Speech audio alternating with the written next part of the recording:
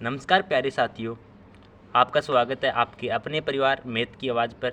जैसा कि आपका पता है, हम पढ़ रहे हैं कक्षा 8 का नया सिलेबस 2024 और 25 के अनुसार, जिसके अंदर हमने बहुत सारे चैप्टर का सॉल्यूशन कर लिया है। और हमारा चैप्टर चल रहा है चैप्टर नंबर 3, चतुर्भुजों को समझना, जिसके अंदर हम प्रश्नावली 3.4 को हल करने वाले हैं। इससे पहले जितने भी वीडियो हैं उनको आपको प्ले लिस्ट बनाकर दे दी गई है, आप वहाँ से जाकर देख सकते हैं। ठीक है, तो चलिए स्टार्ट करते हैं प्रश्नावली 3.4 और समझेंगे हम बिल्कुल बारीक तरीके से। तो सबसे पहले क्वेश्चन नंबर फर्स्ट में आते हैं। क्वेश्चन नंबर फर्स्ट में क्या दिया गया है? क्वेश्चन नंबर फर्स्ट में क्या दिया गया है कि आपको ये बताना है कि कथन सत्य है या फिर असत्य, ये बताना है। ठीक है, आपको सत्य और असत्य बताने हैं। कुछ कथन दिए गए, आपको इनको चेक करके बताना है क्या ये वास्तव में सत्य है या फिर असत्य है। तो इसके लिए आपको चतुर्भुज यानी इस चैप्टर का पूरा नॉलेज होना चाहिए, जो हम प्रारंभ से देखते आ रहे हैं। अगर आपको उस चीज़ का नॉलेज है तो बिल्कुल आसान है आपके लिए। तो चलिए सबसे पहले हम बताना है कि कथन सत्य है और कौन सा कथन असत्य है। तो सबसे पहले फर्स्ट वाले की बात, तो देखिए सबसे पहले फर्स्ट वाला पार्ट है, क्या सभी आयत वर्ग होते हैं? अब आप बताइए, क्या सभी जितने भी आयत हैं वो वर्ग होते हैं? तो देखिए जितने भी आयत हैं, अगर बात करें हम आयत की, तो देखिए मेरे पास एक आयत है, ये मेरे पास एक आयत है। ठीक है, कोई आयत ए बी सी और डी है। इसने पूछा है क्या सभी आयत वर्ग होते हैं? तो क्या ये बताओ, आयत है वो वर्ग हो सकता है? नहीं हो सकता। क्यों नहीं हो सकता? क्योंकि हम जानते हैं कि वर्ग की चारों भुजाओं का मान क्या होता है?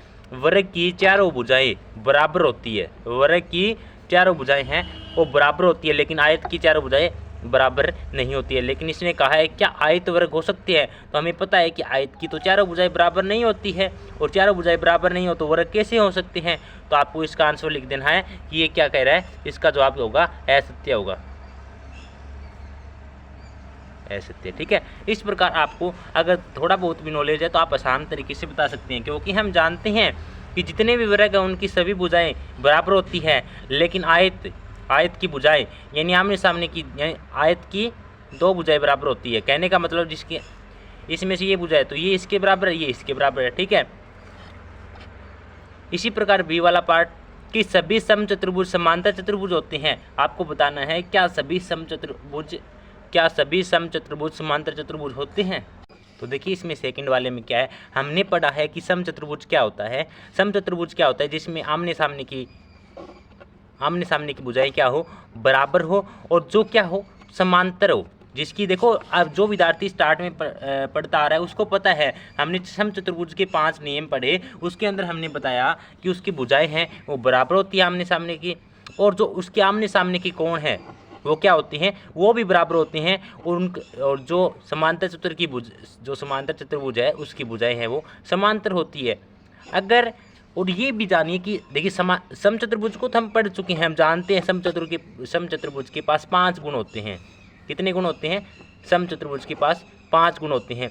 लेकिन समांतर चतुर्भुज कौन सा होता है? समांतर चतुर्भुज वो होता है जिसमें सिर्फ उनकी भुजाएं समांतर हो। जैसे कि हमने समचतुर्भुज के पास तो 5 गुण है, उनमें से सिर्फ जिसके पास एक गुण हो, यानी जो भुजाएं समांतर हो। जैसे कि मैं कहूँ ये कोई समचतुर्भुज है, डी सी भुजा ए बी की समांतर है, तो ये क्या होगा? समचतुर्भुज। लेकिन जिसके पास 500 गुण होंगे वो समचतुर्भुज होगा। तो देखिए जो विद्यार्थी स्टार्ट से पढ़ रहा है उसको पता समझ में आ गया होगा कि जो समचतुर्भुज है उसके पास 5 होते हैं। इसने कहा क्या सभी समचतुर्भुज, आपको पता है जितने भी समचतुर्भुज होते हैं उनके पास क्या होता है? एक गुण होता है कि वो समांतर भी होते हैं। तो हम लिख सकते हैं सभी समचतुर्भुज समांतर चतुर्भुज होते हैं। तो आप लिख देना ये क्या है? बिल्कुल सत्य है।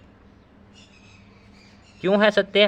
क्योंकि जो समचतुर्भुज है उसके मध्य उनके एक नियम होता है कि जो समचतुर्भुज है उनमें जो भुजाएं हैं वो समांतर होती है, और यही समांतर चतुर्भुज के अंदर होता है।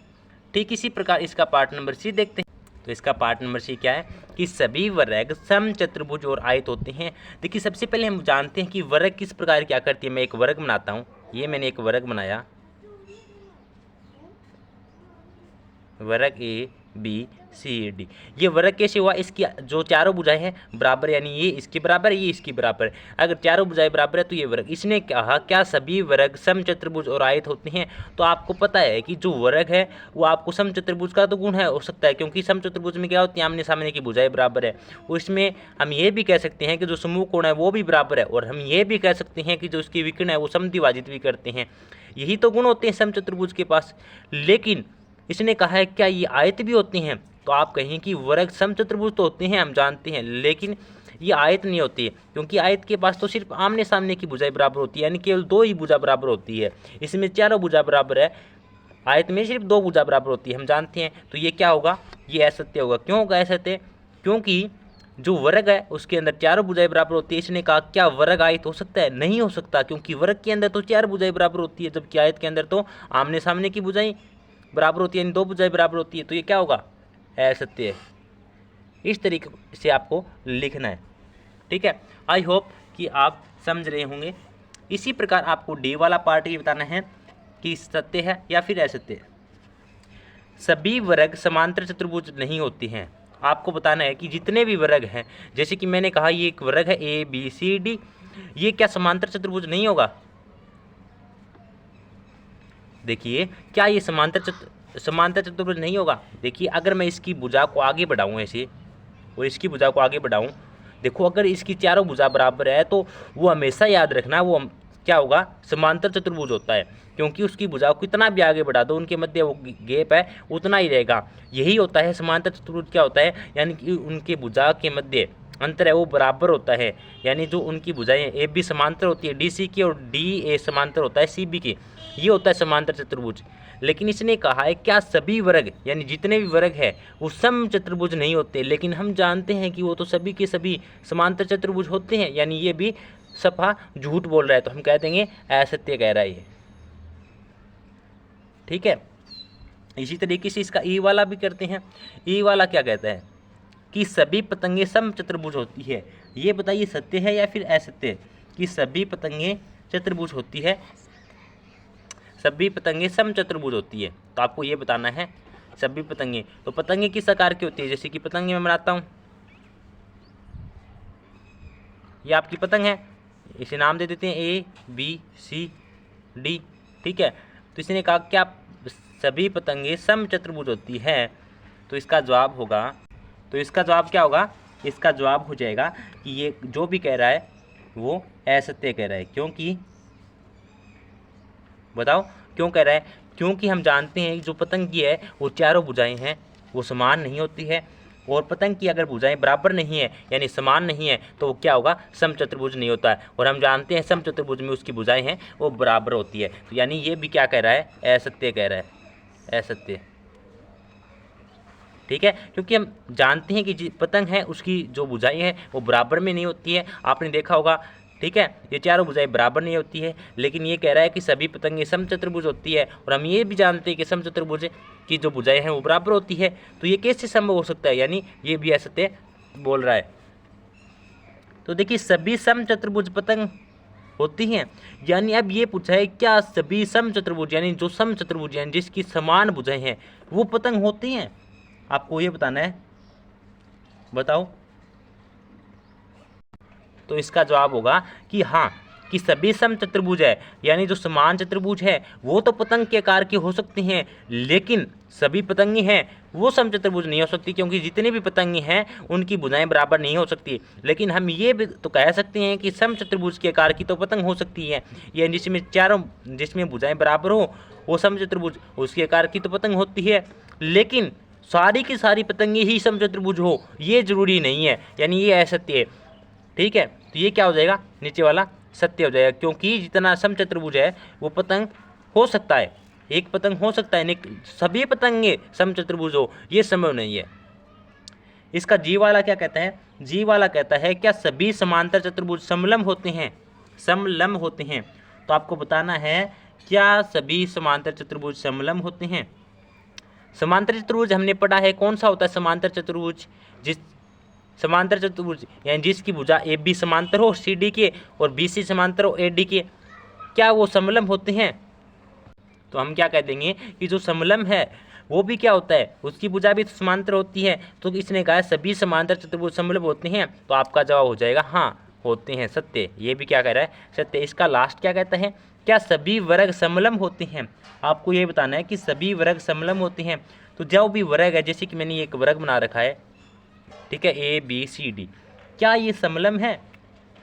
तो आप कह देंगे कि जो वर्ग की सम्मुख भुजाएं हैं वो समांतर है, यानी ये भुजा इसके समांतर है और ये भुजा इसके समांतर है, तो ये क्या होगा, समलंब भी होगा। तो इसने कहा क्या सभी वर्ग समलंब होते हैं, तो आप कह देना कि हाँ हम जानते हैं कि जो वर्ग है वो एक इसकी ये भुजा इसके समांतर है, ये इसके समांतर है, तो कहने का मतलब ये समांतर है तो ये समलंब भी होगा, तो सभी वर्ग समलंब होते हैं। आई होप कि आपने इसको समझा होगा। लेकिन बिल्कुल आसान कॉन्सेप्ट था, जो बच्चा बारीक से समझ रहा है हर एक चीज़ को उसके लिए बिल्कुल आसान होगा। लेकिन जो पहली बार इस वीडियो को देख रहा है उसको लग रहा है कि क्या कर दिया, कुछ समझ में नहीं आया। तो देखिए मैथ एक ऐसी चीज़ है, अगर आप इसको बारीक से डिटेल से समझेंगे ना तो मैथ आपको बिल्कुल आसान तरीके से चुटकियों में समझ में आ जाएगी। लेकिन अगर आपने इसके साथ खिलवाड़ करने की कोशिश की ना तो फिर ये आपके साथ भी खिलवाड़ कर सकती है। तो चलिए इसका क्वेश्चन नंबर 2 को जानते हैं और समझते हैं।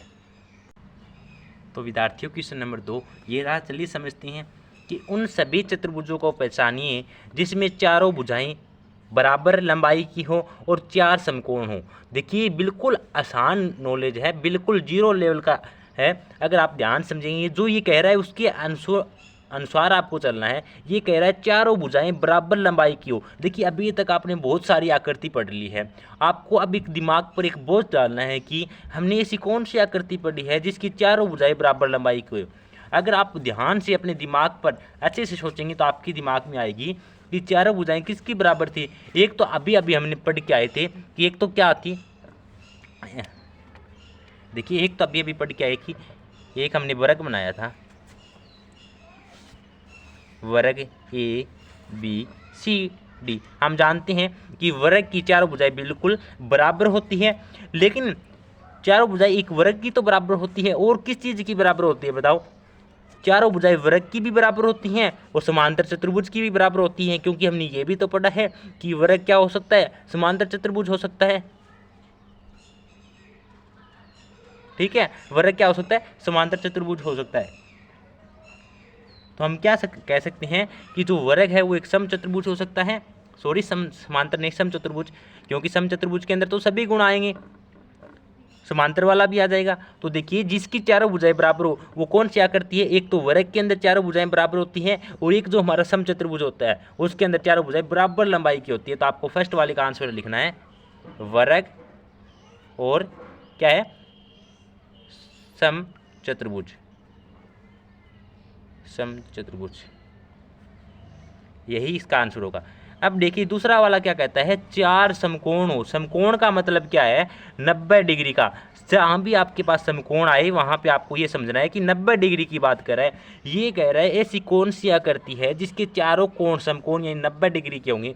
तो एक तो हमने एक वर्ग बना रहा है, आपको पता है कि वर्ग के चारों कोण होते हैं वो समकोण होते हैं, 90 डिग्री के होते हैं, क्या होते हैं।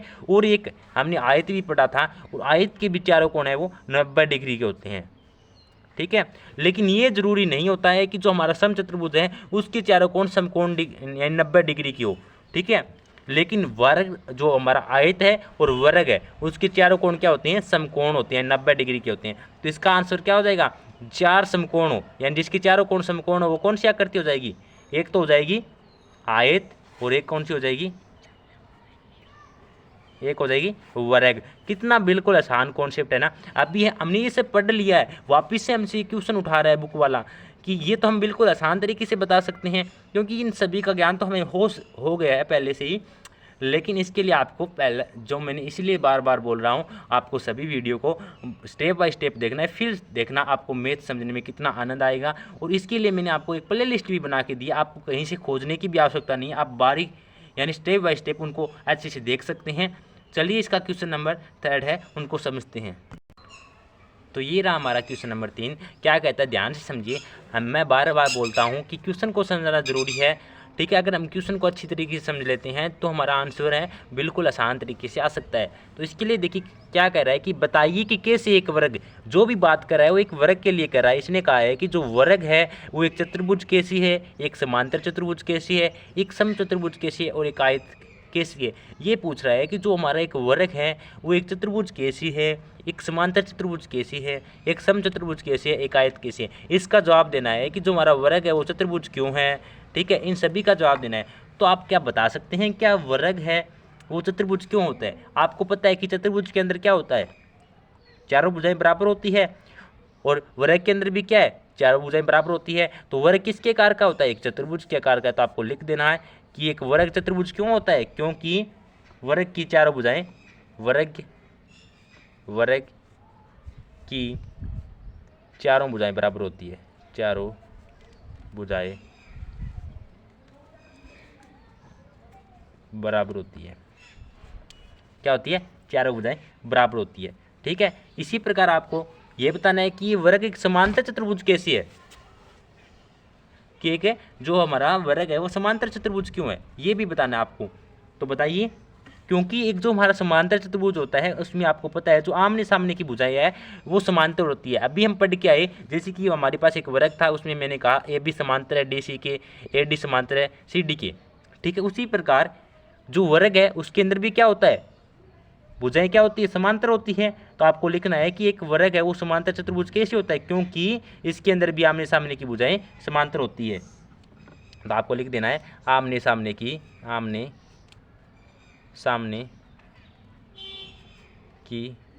भुजा समांतर होती है, ठीक है। फिर 3 नंबर की क्या कहता है कि ये वर्ग है वो एक समचतुर्भुज कैसे होता है। तो देखिए, जो वर्ग है वो समचतुर्भुज कैसे होता है, क्योंकि समचतुर्भुज का मतलब क्या होता है कि जिसके चारों भुजाएं समान हो तथा जिसके आमने सामने की भुजा मतलब समांतर भी हो, और जिसके समूह कोण भी क्या हो, जिसकी समूह भुजा भी बराबर हो। तो हम लिख देंगे समचतुर्भुज क्या होता है, जिसमें वर्ग की, देखिए इसने पूछा है कि वर्ग समचतुर्भुज कैसे है। तो आपको लिख देना है कि वर्ग की चारों भुजाएं, वर्ग की चारों भुजा समान होती है। देखो, जो वर्ग की चारों भुजा समान होती है और जिसकी चारों भुजा समान हो वो समचतुर्भुज कहलाता है, ठीक है। और चारों भुजा समान होता है, ये क्वालिटी किसके अंदर है, वर्ग के अंदर है। और जिसकी सम्मुख भुजा है वो भी क्या होती है, समान होती है। जिसकी चारों भुजा और सम्मुख भुजा समान होती है उसे क्या कहते हैं, समचतुर्भुज कहते हैं। और ये पूछता है कि क्या वर्ग एक आयत क्यों है, इसका भी तो कारण दीजिए। ये कह रहा है कि वर्ग है वो आयत भी तो है, इसका भी तो कारण देना है। अभी पढ़ के आए कि वर्ग के अंदर जो वर्ग है उसके अंदर जो चारों कोण है वो कितने डिग्री के होते हैं, 90 डिग्री के। तो इसलिए ये आयत है। और आयत के अंदर भी जो चारों कोण है वो समकोण होते हैं, यानी वर्ग का, कह सकते हैं वर्ग के प्रत्येक कोण 90 डिग्री का होता है, 90 डिग्री का होता है, ठीक है। तो देखिए, वर्ग का भी प्रत्येक कोण 90 डिग्री का होता है और आयत का भी प्रत्येक कोण 90 डिग्री का होता है। इसलिए ये क्या है, एक आयत है। इसने पूछा कि वर्ग कैसे समचतुर्भुज है, हमने बता दिया कि इसकी चारों भुजाएं बराबर है, और चारों भुजाएं बराबर है वो समचतुर्भुज भी है, वर्ग भी। इसने फिर पूछा कि वर्ग समांतर चतुर्भुज कैसे है, जिसकी आमने सामने की भुजा समांतर हो वो समांतर चतुर्भुज भी होता है और एक वर्ग भी होता है। इसने पूछा एक वर्ग समचतुर्भुज कैसे है, क्योंकि वर्ग की चारों भुजा समान और सम्मुख भुजा भी बराबर है। फिर इसने पूछा कि एक वर्ग है वो आयत कैसी है। तो हमने बताया कि जो इसका वर्ग की प्रत्येक कोण का मान 90 डिग्री है और आयत का भी प्रत्येक कोण का मान 90 डिग्री होता है। तो ये एक वर्ग है वो आयत भी हो सकता है, क्योंकि वर्ग के अंदर ये सारी क्वालिटी, अगर आज के बाद आपसे पूछे क्या वर्ग चतुर्भुज हो सकता है तो आप कह देना हाँ। क्या वर्ग समांतर चतुर्भुज हो सकता है, कह देना हाँ। अगर पूछे वर्ग समचतुर्भुज हो सकता है तो आपका जवाब हाँ में होना चाहिए। क्या वर्ग आयत हो सकता है, हाँ, लेकिन आयत वर्ग नहीं हो सकता। ये बात भी आपको ध्यान रखनी है, ठीक है। तो क्या आपको क्वेश्चन नंबर 3 तक समझ में आए। तो प्लीज़, क्या आपको हमारे समझाने का तरीका पसंद आया, और अगर आपको सभी की सभी वीडियो बिल्कुल फ्री चाहिए तो आज ही हमारा YouTube चैनल को ज्वाइन करें, क्योंकि इसके अंदर मैं आपको कक्षा 6, 7, 8, 9 और 10 का पूरा मैथ का सिलेबस बिल्कुल फ्री बेसिक कॉन्सेप्ट के साथ कराया जा रहा है। अगर आप चैनल पे नए हैं, चैनल को ज्वाइन कर लेना और जो पास में बेल आइकन उसे प्रेस कर लेना, ताकि आने वाली सभी वीडियो का नोटिफिकेशन आपको मिल सके और आपकी पढ़ाई है वो रेगुलर चल सके। तो प्यारे विद्यार्थियों, अगर आपको वीडियो अच्छी लगी हो और अगर क्वेश्चन समझ में आए तो प्लीज़ लाइक और कमेंट करके जाना, क्योंकि वही हमें बताता है कि आपको समझ में आए या नहीं आए। इसके 3 क्वेश्चन हम नेक्स्ट वीडियो के अंदर करने वाले हैं। उसके साथ ही हमारा ये चैप्टर जो 3 है वो कंप्लीट सॉल्यूशन हो जाएगा। उसके बाद हम नेक्स्ट चैप्टर पर चलेंगे, सारे के सारे चैप्टर है वो नए सिलेबस के अनुसार करेंगे। तो चलिए आज के लिए इतना ही, मिलते हैं इसकी नेक्स्ट क्वेश्चनों के साथ। तब तक के लिए जय हिंद जय भारत।